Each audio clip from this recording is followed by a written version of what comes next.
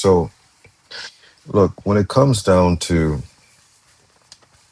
the gesture, the gesture is basically um, the story um, that you have um,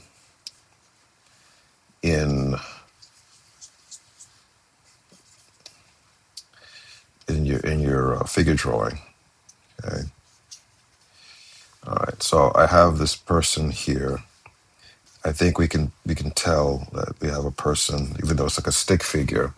Even at this stage, there's a, s- a clear story um, that is being expressed here. Okay, which is we have someone with their weight on one foot, right, and they pretty much seem to be um, in a state of being confident. Um, maybe they're explaining something or something like that, right? Okay.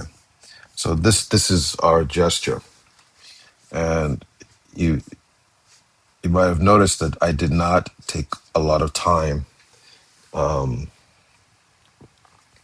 um, laboring on this drawing. Um, I just basically got down what is happening with the least amount of lines possible. What are the qualities that make this drawing seem to have um, a kind of life to it? And one of the things that helps it is rhythm, right? So usually on my checklist, right, my first thing is always like gesture, and the second thing is like is rhythm. And the rhythm actually is very key because the rhythm helps create a sense of like composition. And when we talk about composition, we're talking about like harmony. It's like we have a clear understanding that one aspect of this graphic image is connected to another one and maybe connected to another one, but they're all working together for a cohesive idea. And I always do this example that I took from my teacher Glenn Vilppu, which is like you have a succession of lines like that. So obviously all these lines are leading upward, right? We can't help it, right? Um, so that's what you would like to have in your gesture is a sense of rhythm or composition to it, that everything is working together. You don't want to like just snap your body parts together like a Lego person. Okay, I'm not saying that's not completely it's completely inappropriate to do that, because actually when I look at drawings of like Jack Kirby, who's a famous artist at Marvel back in the day, actually, who built Marvel. um his figures were very blocky and did not necessarily have any sense of rhythm, but they were very dynamic actually. All right. So in terms of my checklist, just to go over real quickly, the gesture is always first, right? Like, what is the story? What is happening? What is happening? All right. What's the story? Okay. Rhythm, right? The composition. Okay. You have one thing leading to another thing. The next thing is volume.